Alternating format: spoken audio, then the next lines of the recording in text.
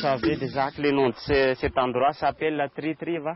Ça veut dire en malgache, les montagnes plus haut et les lacs plus bas.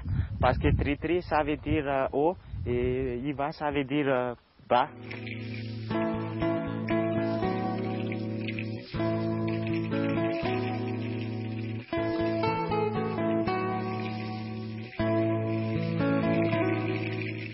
Et ça, c'est un ancien cratère volcanique, donc il est très profond, parce qu'il y a 146 mètres de profondeur.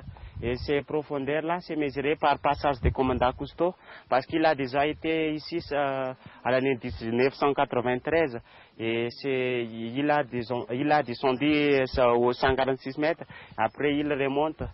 C'est-à-dire, 146 mètres, ce n'est pas encore la profondeur exacte, mais c'est encore très profond que ça.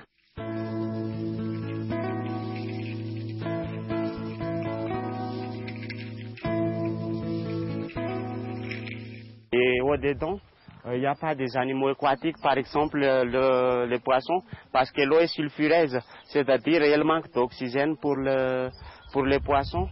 Et en plus aussi, l'eau, elle est entourée de rochers, donc il n'y a pas de nourriture à manger là. Et ce lac-là, il a des caractères bizarres. Parce que pendant la pluviosité comme ça, niveau d'eau, ça descend et ça monte dans le camp contraire.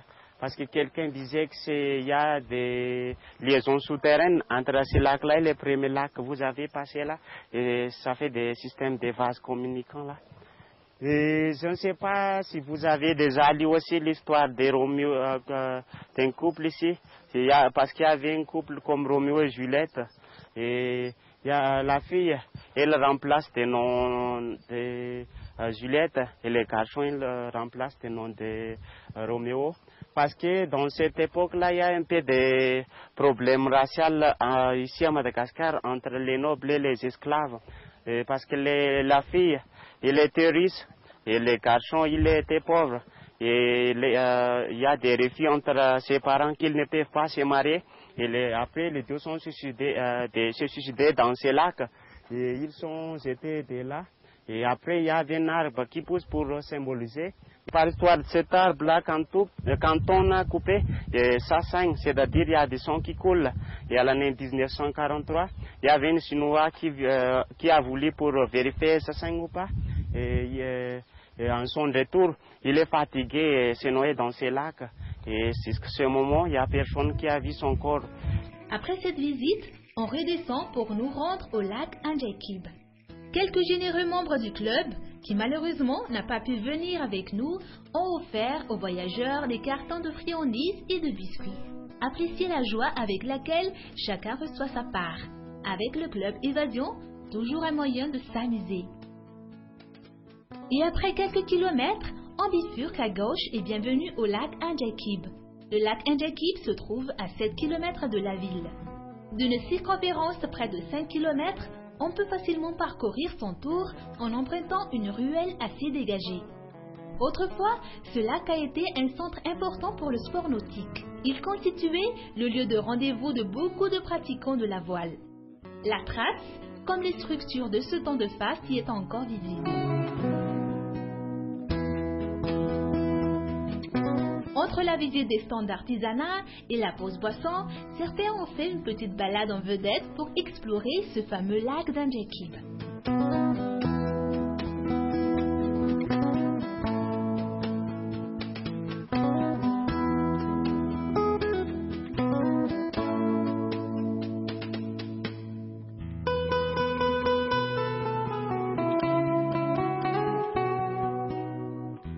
Et retour à l'hôtel, pour un déjeuner un peu tardif, mais qui reste succulent quand même.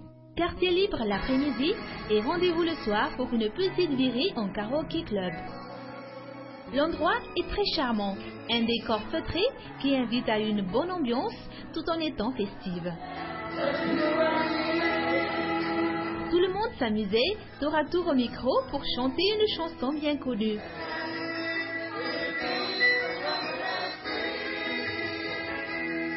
Sur la piste de danse pour une danse tropicale, un slow,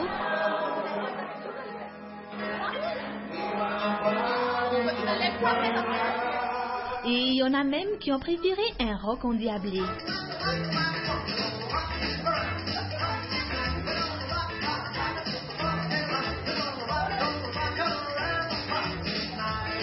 On n'a pas vu l'heure qui tournait, tellement on était si bien ensemble, mais il faut bien rentrer pour se reposer, car demain sera encore un autre jour d'évasion.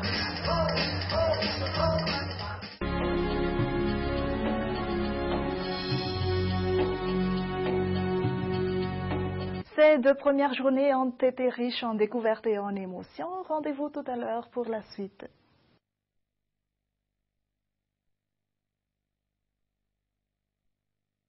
Et pour la dernière journée du séjour dans la région Vaknakkarat, nous étions partis à la découverte de la petite ville de Betafu.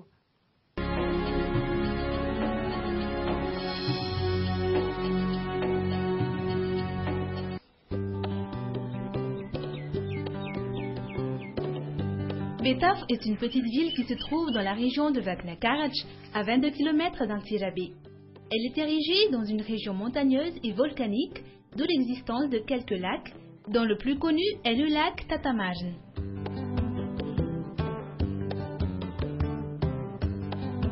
Autour du lac Tatamarn se donnent rendez-vous, petits et grands, employés de bureau, écoliers et amoureux, pour profiter de la fraîcheur du lieu et de la bonne ambiance de ce jardin paysager.